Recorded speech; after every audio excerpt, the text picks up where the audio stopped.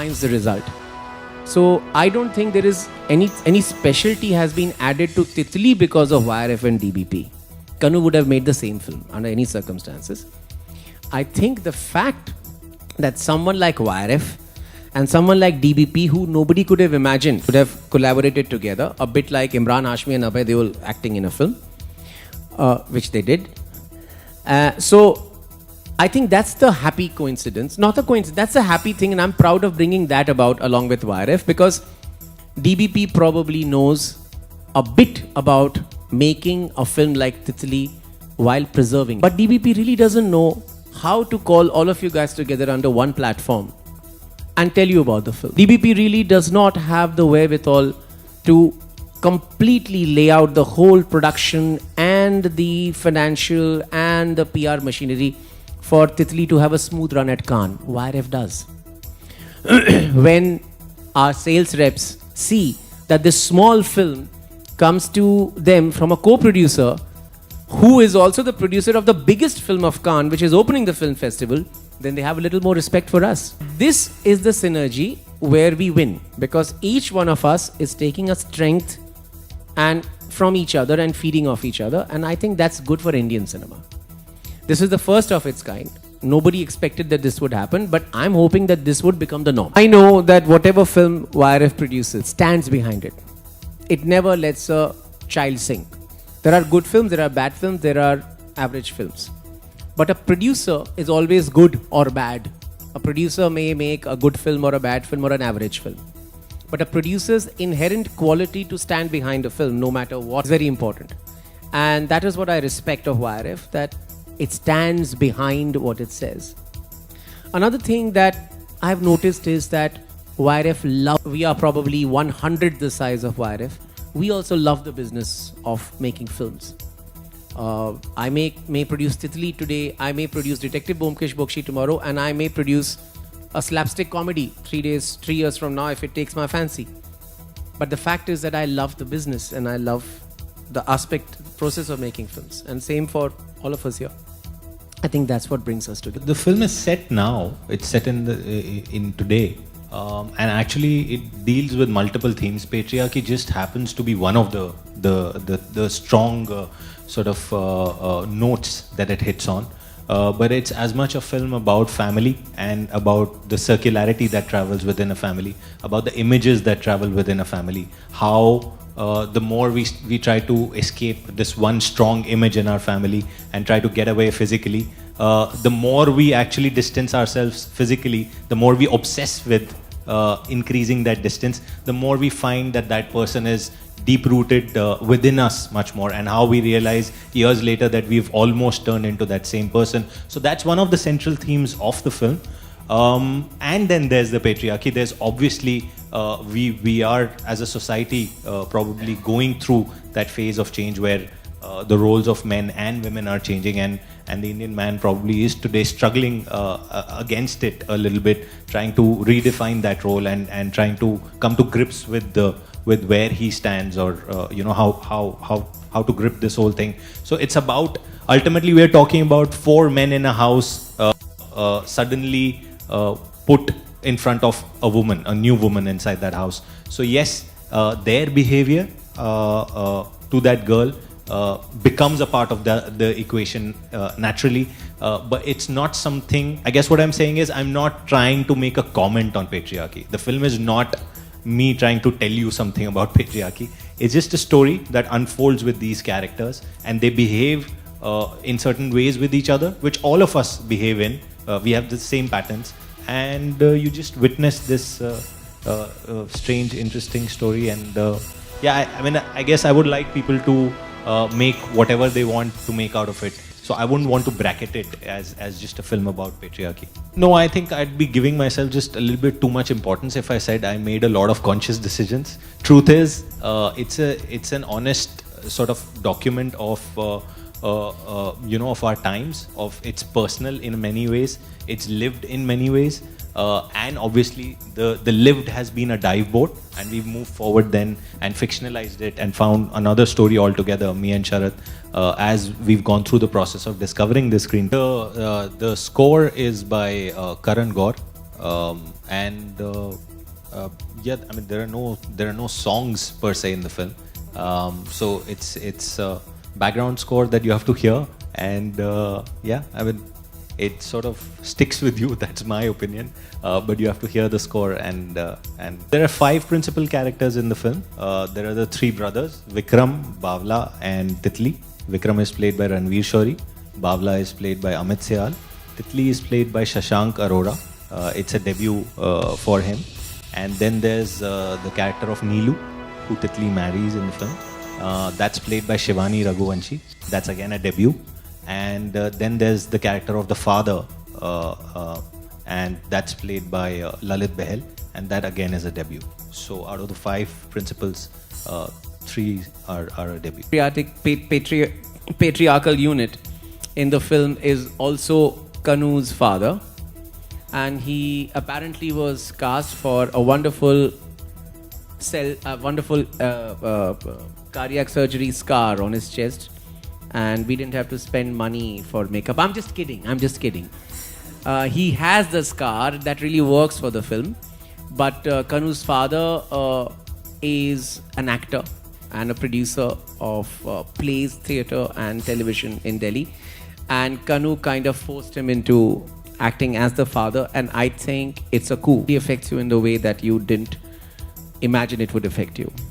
Let me warn you, Titli is a film, and I'm being unashamed here. Titli is a film, no matter whether you like it or not like it, Titli is a film that will leave you affected for a long time. So, I mean, it's something to grapple with.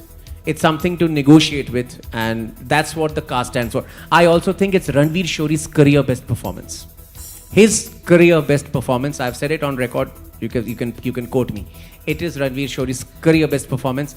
He's topped Khosla Ka Ghosla. I'm very proud to say. And I'm also very personally proud that a fine actor like Amit Seal, whose face I showed probably for about 3 minutes in all of Love, Sex or Dhokha. He was a prime protagonist in Love, Sex or Dhokha.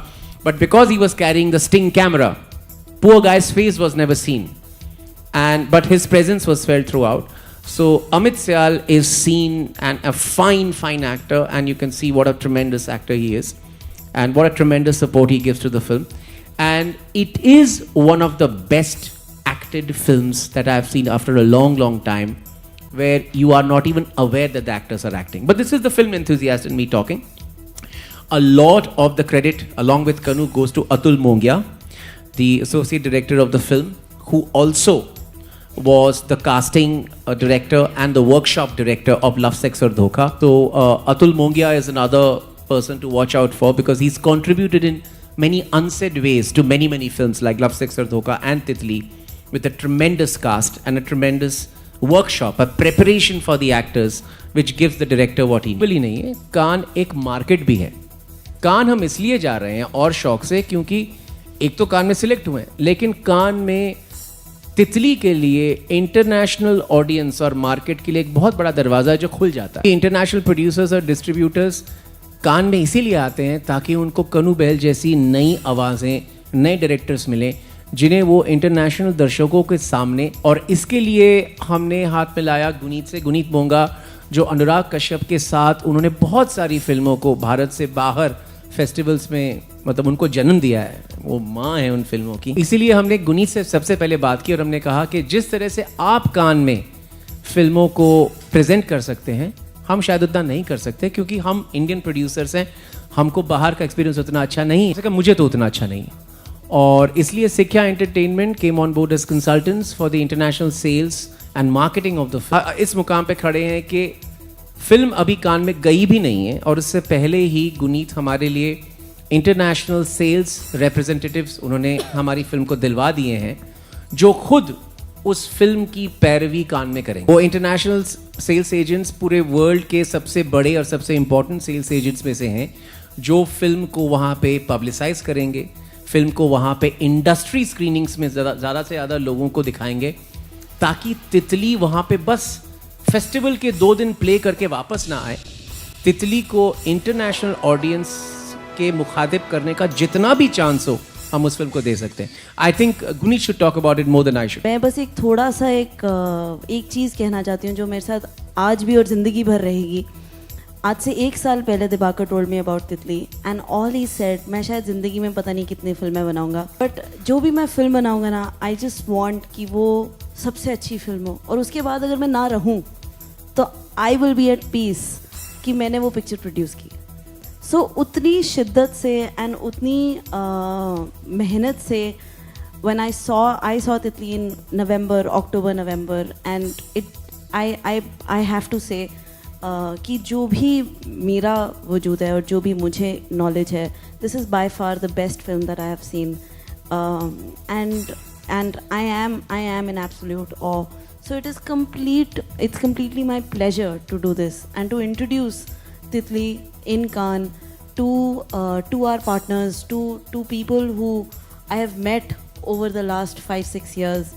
हम लोग वहाँ पिछले 3 साल से मैं films के साथ वहाँ जा रही हूँ, एंड स्लोली हमने एक मार्केट इंडियन फिल्म्स के लिए खड़ी की है, एंड वो इंडियन लैंग्वेज फिल्म्स हैं. हम पूरी दुनिया में we are all under one category which is foreign language films.